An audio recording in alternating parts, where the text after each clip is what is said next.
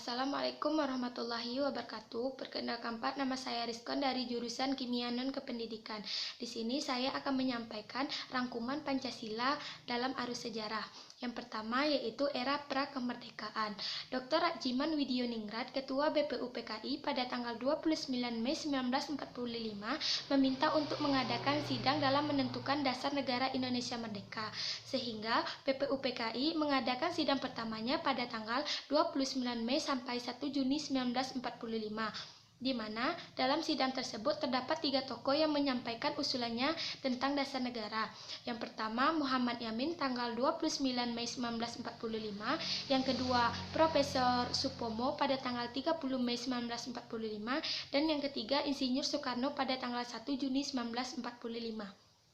Di mana dalam pidatonya Insinyur Soekarno menyampaikan 5 gagasan, yaitu kebangsaan Indonesia, internasionalisme dan pri kemanusiaan, mufakat atau demokrasi, kesejahteraan sosial, dan ketuhanan Maha Esa. Selain itu, Insinyur Soekarno juga mengusulkan 3 nama, yaitu Pancasila, Ekasila, dan Trisila, dan ditetapkanlah Pancasila sebagai nama dasar negara.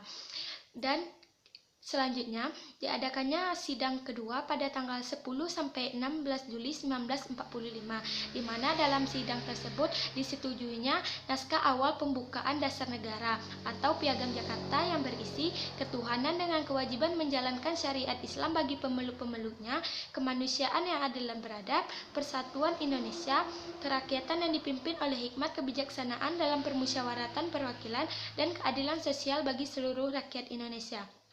Pancasila merupakan khasan dari Kerajaan Majapahit, Kerajaan Kutai, dan Kerajaan Sriwijaya.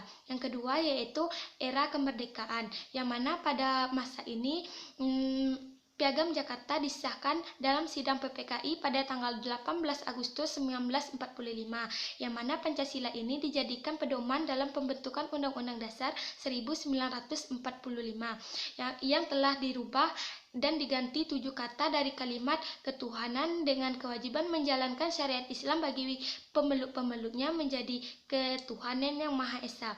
Hal ini dilakukan karena pada kalimat pertama tersebut dapat memecahkan persatuan di Indonesia, karena di Indonesia tidak hanya terdapat agama Islam saja, melainkan terdapat beberapa agama yang dianut oleh penduduk Indonesia.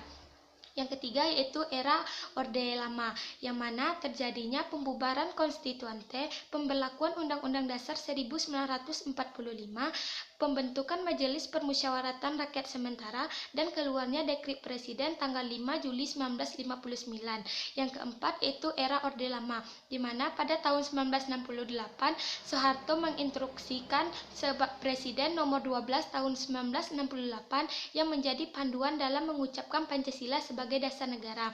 Yang terakhir yaitu era reformasi, di mana Pancasila yang seharusnya menjadi nilai dasar moral dan etika bagi negara maupun aparat negara, nyatanya hanya dijadikan sebagai alat legislasi politik.